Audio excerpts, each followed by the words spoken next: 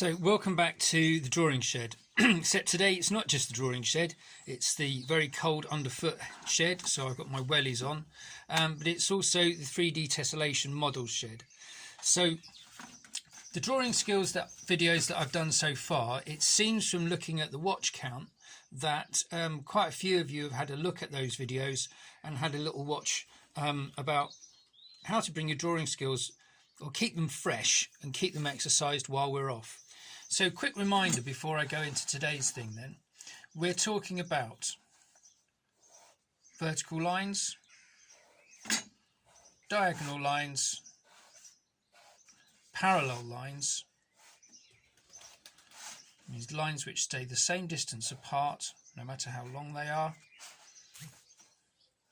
and in this case thinner lines, or lines not so far apart, that's what I should have said.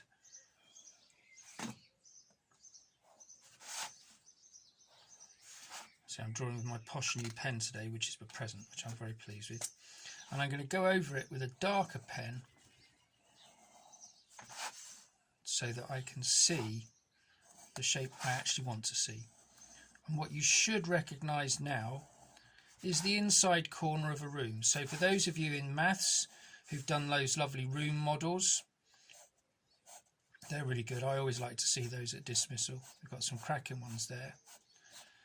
And for those of you in DT who've made some cracking models in cardboard and found materials when we've been working out what our ideas are going to look like. So particularly the year 7s this year and some of the year 7s last year, we've done our habitat models and theme models for ancient life and the railway children and that sort of thing. So we're going to look today at using cardboard to make some of our ideas actually come to life in 3D, carrying on with the idea of tessellation from the video we did the other day. So I'm just going to get myself set up and we'll be back in a sec. So for this, I'm going to need some cardboard. So it was green bin today on our street, so I've gone out and I've salvaged some cardboard. So I've got my piece of card and I'm going to measure 5 centimetres from the edge all the way up. Make sure that the ruler is against the edge of the cardboard like that. Make a mark at 5. And I'm going to put my ruler across the marks and it will line them up nicely. So then I can draw my line all the way down like that. Then what I'm going to do is I'm going to divide it up into 5s so we can practice our 5 times table. So 1 times 5 is 5, 2 times 5 is, that's right, 10, 3 times 5 is, 15, 4 times 5 is, who can shout that one out? 20, well done. 5 times 5 is, 25 at the back there, well done. Draw a line across. Try and remember to keep it in the camera. And what we'll get is a bunch of squares.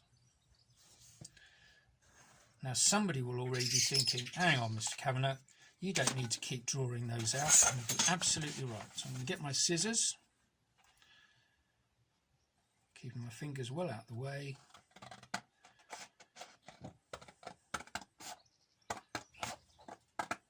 Cut this whole long strip out.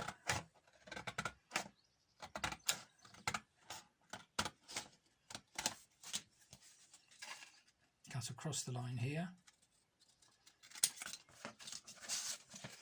Now I got this idea from a toy that I brought in from home from when my children were little and from when my brother and I were little, which is a very, very long time ago, and it's called octons. So if you're in 7PC, you might remember using the octons, which are octagonal. That means how many sides?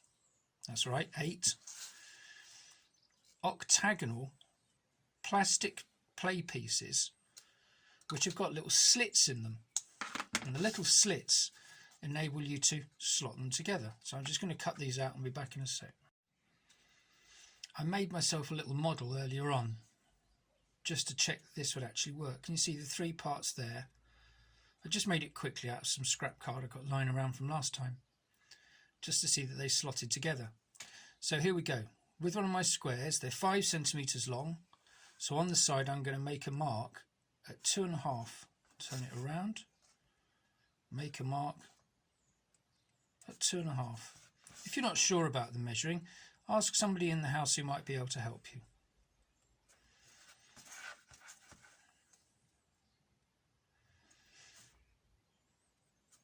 So I've got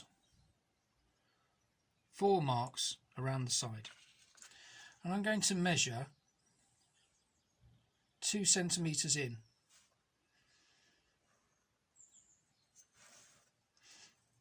Like this.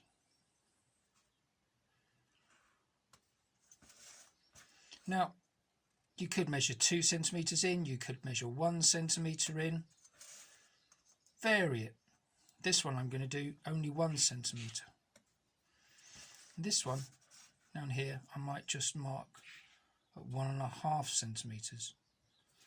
Because the different depths of cut will get different results when you start trying to assemble them. So here I go, cutting to the 1 centimetre mark and stopping.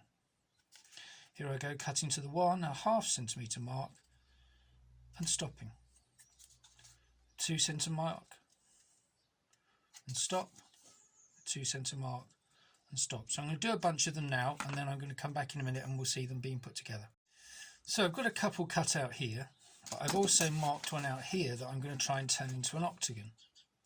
Now, just because the game that we play in numeracy time in 7PC is called octons and all of the parts in there are octagonal, doesn't mean all of your parts have got to be octagonal. I'm going to challenge you to be imaginative with it and come up with different shapes. What else could you have instead of an octagon and a square? You could have one beginning with T, that's a triangle, well done. You could have one beginning with a R or an O,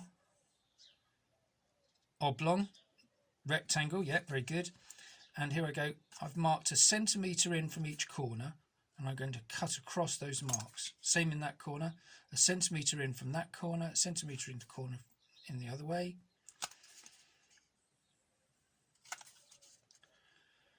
And off it comes. And I can decide to put the cuts wherever I want them. So because I've got different angles on this, I'll be able to have parts of my buildings or shapes or just 3D tessellations pointing up in different directions. Now when we've used them in class and when I've used them at home and when my children use them, we made forts for toy soldiers and action figures and dolls and Polly Pockets and Barbies, and what else did we make them for? Car garages. We used them to hold marbles and snacks and so on. I think we made peanut and crisp trays out of them once as well, because they're plastic so you could wash them. So here we go, I've got some here and I'm going to start slotting them together.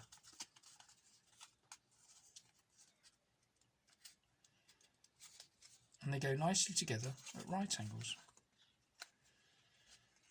Here's my first octagonal one going in there. So now get one of my other squares that I haven't yet cut the slots into. Join it in at this corner. And as you can see, we're starting to get walkways and walls going at different angles as well. If you've got some thicker card, it also works pretty well. So I've got some thicker parts here which came off a delivery box that I think might also have had, can you guess? Yes, probably a record in it. So my record collection has gone up a little bit over this time, and let's see if we can get the thicker card to link together. Yes, we can. Lovely job. So my challenge to you then, Marshfields, is using your drawing skills and your 3D tessellating modelling skills. Can you send us some photographs of the shapes you've made and the buildings you've managed to come up with while you're planning buildings for people, maybe a family, maybe an office building, maybe a shop, maybe a garage, maybe a fort, maybe an Aztec or Mayan pyramid. Have a think about what you might like it to be and email some photographs to the same place you've been photographing some of your lovely work from the other subjects, and let's see what Marshfields can do with their 3D tessellation models. Back in the making shed, and very slowly a scratch model Roman fort starting to appear. Looking forward to seeing photographs or little videos of any structures you manage to make with your 3D tessellation models. Bye for now.